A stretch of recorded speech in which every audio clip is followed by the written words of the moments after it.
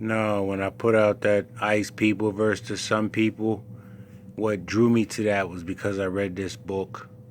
So Jedi Run, yeah, yeah. He may have read this, yup. Sounds like you and me both have.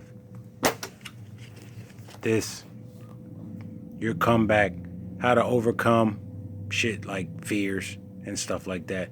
Not letting your past just destroy you. You know what? I haven't read this book. I haven't, so. But The End of Anger, A New Generation's Take on Race. This is the one I didn't read. It came with another one about by the same author. I just didn't read this one, so I can't tell you how good it is. Willie Mays, basically his biography. Great baseball player. This Bloods. You ever see the movie Dead Presidents? It's got a quick. It's not this whole book, but it's got a short story of that. It's based off of that. It's one of my favorite movies. Not that it really matters, but that dude, Lorenz Tate character in that movie reminds me a lot of myself.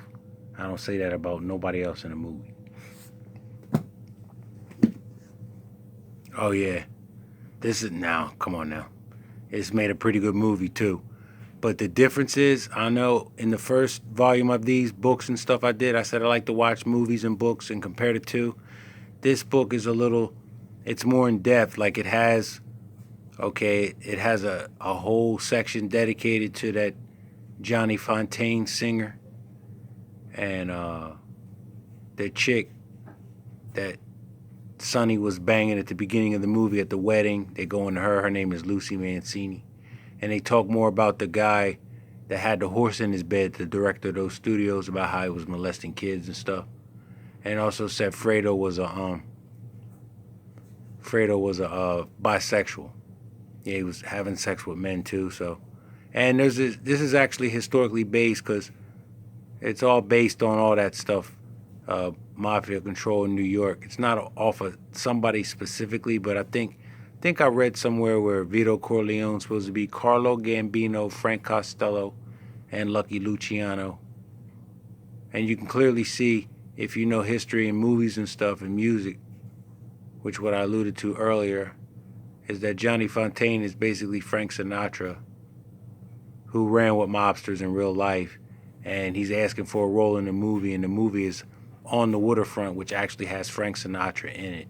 And it was filmed in 1955, which is around the time all this stuff took place. So this is good. Smart Money, more like Dumb Money. It's a dumb story about bookie dudes. I waste a lot of time trying to figure out how to win at sports betting. Lost my house on the shit about, what am I now, 45? About 6 years ago. It was the first year I moved in my house, man. It was that Patriots year where they lost the Super Bowl 2007 season, I think it was.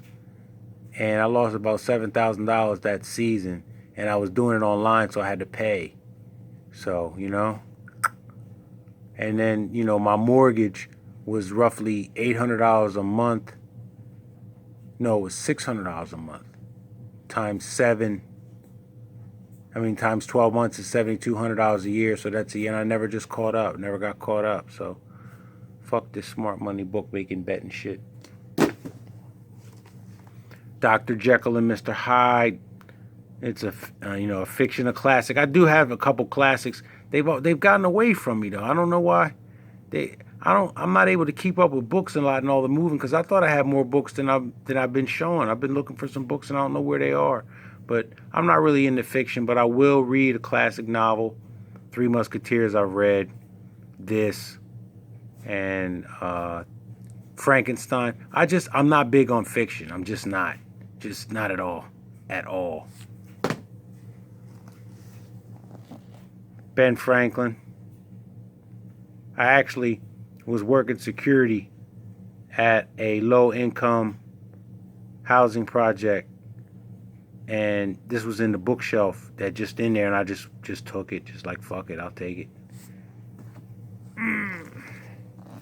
Yeah, Babe Ruth, man, the greatest baseball player ever. I'm gonna speed this up. He did a lot for baseball because after that Black Sox scandal in 1919, baseball, nobody really fooled with baseball like that, and he really built the sport up because now before Babe Ruth, they played baseball in like shipyards where there were no fence. So he'd be hitting balls like 460 feet, which would have been home runs, but they were just long outs because there was somebody standing back there to catch it. And when the game became popular, bleachers were built, which pushed the fences in, which actually made fences. So you got a 460-foot out, which today would have been a walloping home run. I was looking at ESPN Sports Center the other day and see a guy, jump up and rob a guy of a home run and right in front of in the power alleys, right in front of a sign that said 378 feet. So if Babe Ruth played in the modern game, he'd have like 1,000 home runs. I saw a book. It's not this book, but a different book saying how many home runs he'd have because back then, if you hit a home run and then it looped foul, it was considered a foul ball, not like today where it's a fair ball. And then I like Babe Ruth because look at his features. And picture Fernando Valenzuela, and you tell me you don't see that when you look at him. Great baseball player, man. Probably the best baseball player because his best year was in 1921, 2 years after that Black Sox shit. Breaking the curse of Willie Lynch, basically how they controlled us with colorism and the making of a slave. You take your strongest slave and beat him. No, you kill him. Then take the second strongest slave and beat him within an inch of his life. And then the rest of the slaves will be afraid of you. Blue pill simping days. Need I say more? Or burn that motherfucker. Book on racism. Hiding out in hip hop. About dudes that's on the down low in hip hop. But they see, when you read this, you got to figure out who they're talking about. And I've concluded that LL Cool J and I think Will Smith and Method Man from the Wu-Tang Clan. You got to be real.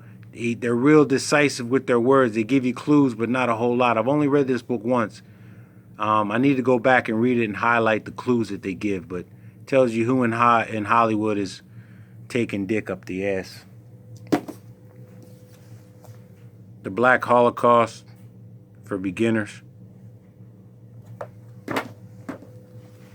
Presidents, what you need to know.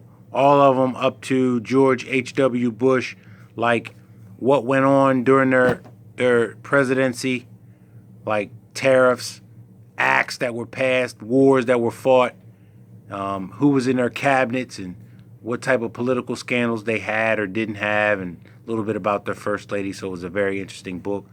So we're going to wrap this up. I got to go to my job sending me to Augusta, Maine. So I'm probably going to leave first thing in the morning. And then from Augusta, Maine, I'll be there for about a month. And then from then, I'm going to New York State, all throughout New York State. So I'm going to make sure I hit up Cooperstown because I've never been to the Baseball Hall of Fame. And, I just talked about, I had Babe Ruth and Willie Mays in this volume of the book review here. So I'll talk to y'all later.